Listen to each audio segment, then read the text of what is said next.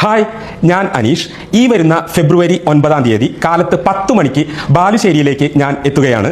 എന്തിനാണെന്നല്ലേ, Samvad Samsung exclusive showroom ഉദ്ഘാടനം ചെയ്യാനാണ് ബാലുശ്ശേരിയിലേക്ക് ഞാൻ വരുന്നത്. അപ്പോൾ നിങ്ങൾ എല്ലാവരെയും സ്നേഹത്തോടെ അവിടേക്ക് ക്ഷണിക്കുകയാണ്. പരിപാടി ഉദ്ഘാടനം നമുക്ക് കളറാക്കാം, അടിപൊളിയാക്കാം. അവിടെ വെച്ച് കാണാം. അനീഷ്, ബിഗ് ബോസ് സീസൺ 7 കഴിഞ്ഞതിന് ശേഷം ഇപ്പോൾ ഏകദേശം 3 മാസം കഴിഞ്ഞു.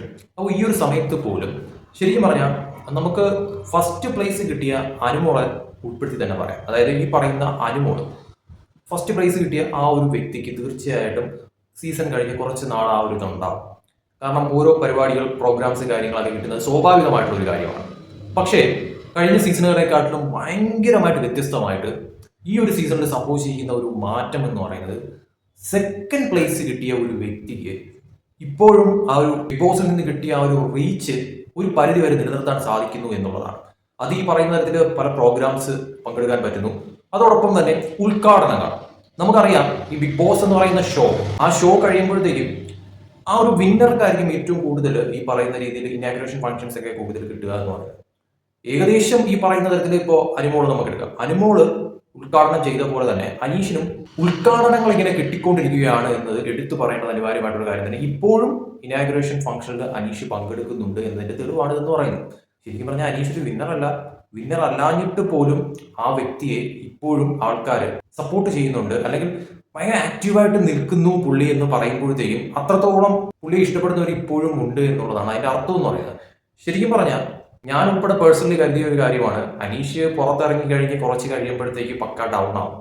ഈ പറയുന്ന രീതിയിൽ ഇപ്പോൾ സോഷ്യൽ മീഡിയാസിലായാലും അതോടൊപ്പം തന്നെ പുറത്തിറങ്ങി ഈ പറയുന്ന രീതിയിലുള്ള പ്രോഗ്രാംസിൽ പങ്കെടുക്കുന്ന കാര്യങ്ങളായാലും ഒക്കെ തന്നെ അനീഷിന്റെ സ്വഭാവം വെച്ചിട്ട് അതൊന്നും തന്നെ അധിക നാൾ പോകത്തില്ല എന്നൊക്കെയാണ് ഞാനും പേഴ്സണലി കരുതിയ ഒരു കാര്യം എന്ന് പറയുന്നത്. പക്ഷേ അങ്ങനെയല്ല. ഇത് ശരിക്കും പറഞ്ഞാൽ വിന്നറായിട്ടുള്ള വ്യക്തിക്കൊപ്പം കട്ടയ്ക്ക് നിൽക്കുന്ന തരത്തിലുള്ള പരിപാടിയാണ് ഇപ്പോൾ അനീഷിൽ നിന്നും ഉണ്ടായിക്കൊണ്ടിരിക്കുന്ന ഒരു കാര്യം എന്ന് പറയുന്നത്.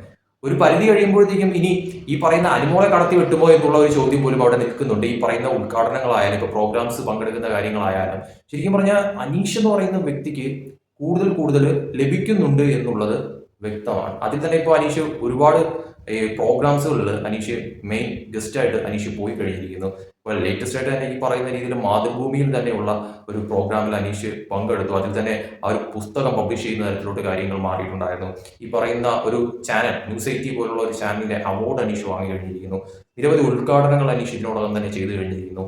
ഏഷ്യാനെറ്റിലെ തന്നെ പല പ്രോഗ്രാംസിലും അനീഷ് ഇതിനോടകം തന്നെ പങ്കെടുത്തു കഴിഞ്ഞിരിക്കുന്നു. അങ്ങനെ ഒരു സെക്കൻഡ് പ്ലേസ് കിട്ടുന്ന ഒരു വ്യക്തിക്ക് കിട്ടാവുന്നതിലും അപ്പുറമുള്ള നേട്ടങ്ങൾ അനീഷ് ഇതിനോടകം തന്നെ സ്വന്തമാക്കി കഴിഞ്ഞിരിക്കുന്നു എന്നുള്ളത് തന്നെയാണ് ഇതിൽ നിന്നും വ്യക്തമായിട്ടുള്ള ഒരു കാര്യം എന്ന് പറയുന്നത്. ഒരുപക്ഷെ ഒരു വിന്നർക്ക് കിട്ടുന്ന തരത്തിലുള്ള ഒരു റീച്ചാണ് അനീഷ് ഇതിനോടകം തന്നെ ഉണ്ടാക്കിയെടുത്തത് എന്നുള്ളത് എടുത്തു പറയണം. ഒരു പ്ലസ് ആ ഒരു തരത്തിൽ അനീഷ് ഉണ്ടാക്കി എടുത്തിട്ടുണ്ട് എന്നുള്ളത് എടുത്തു പറയേണ്ടത് അനിവാര്യമായിട്ടുള്ള ഒരു കാര്യം തന്നെയാണ്.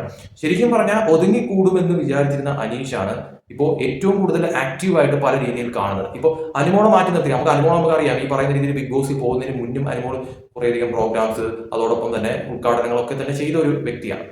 സ്വാഭാവികമായിട്ട് ബിഗ് ബോസ് കഴിഞ്ഞ് പുറത്തിറങ്ങുമ്പോഴത്തേക്കും ആ ഒരു രീതിയിൽ ഉണ്ടാവും, സ്വാഭാവികം. പക്ഷെ ഈ അനീഷിന് ഇത്രയധികം ഒരു റീച്ച് ആ ഒരു തരത്തിൽ പ്രോഗ്രാംസിൽ പങ്കെടുക്കുന്നു. അതോടൊപ്പം തന്നെ ഉദ്ഘാടനം ഇനാഗ്രേഷൻ ഫംഗ്ഷൻസ് നിരവധി വരുന്നു. ചീഫ് ഗസ്റ്റായിട്ട് ഓരോ ഇതിൽ പോകുന്നു.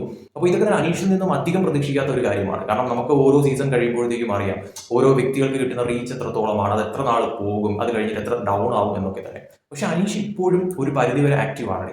നമുക്ക് ബിഗ് ബോസ് കഴിയുമ്പോഴത്തേക്ക് കുറച്ച് നാൾ കഴിയുമ്പോഴത്തേക്ക് എല്ലാവരും ഡൗൺ ആവും. ആ ഒരു റീച്ച് മാത്രമേ ഉള്ളൂ. എങ്കിൽ പോലും ഒരു പരിധിവരെ ഇപ്പോഴും മെയിൻറ്റെയിൻ ചെയ്ത് പോകുന്നുണ്ട് അനീഷ് എന്നത് ശരിക്കും പറഞ്ഞാൽ എടുത്തു പറയേണ്ടത് അനിവാര്യമായിട്ടുള്ള ഒരു കാര്യം തന്നെയാണ്. കാരണം പുള്ളിയെ ഇഷ്ടപ്പെടുന്നവർ ഇപ്പോഴും പുള്ളിക്ക് സപ്പോർട്ടായിട്ട് നിൽക്കുന്നുണ്ട്. അതിന്റെ ഒരു തെളിവ് തന്നെയാണ് ഇതുപോലുള്ള ഇനാഗ്രേഷൻ ഫംഗ്ഷൻസ് അതോടൊപ്പം തന്നെ ഓരോ പ്രോഗ്രാംസിൽ പങ്കെടുക്കാനായിട്ട് അനീഷിന് ഇപ്പോഴും സാധിക്കുന്ന തരത്തിലോട്ട് കാര്യങ്ങൾ മാറുന്നത്. എന്തായാലും കൊള്ളാടെ വളരെ നല്ല കാര്യങ്ങൾ തന്നെയാണ്. എന്തായാലും അനീഷും അതോടൊപ്പം തന്നെ അനുമോളും ഫസ്റ്റ് പ്ലേസ് കിട്ടിയ വ്യക്തിയും അതോടൊപ്പം തന്നെ സെക്കൻഡ് പ്ലേസ് കിട്ടിയ വ്യക്തിയും ഇപ്പോഴും ഇനാഗ്രേഷൻ ഫംഗ്ഷൻസ് അതോടൊപ്പം തന്നെ മറ്റു പ്രോഗ്രാംസിലൊക്കെ തന്നെ കട്ടയ്ക്ക് മത്സരിക്കുകയാണെന്നാണ് തോന്നുന്നത്. എന്തായാലും ഈ നെക്സ്റ്റ് സീസൺ വരുന്നത് വരെയെങ്കിലും ഇവർക്ക് ഈ ഒരു രീതിയിൽ മുന്നോട്ട് പോകാൻ സാധിക്കട്ടെ.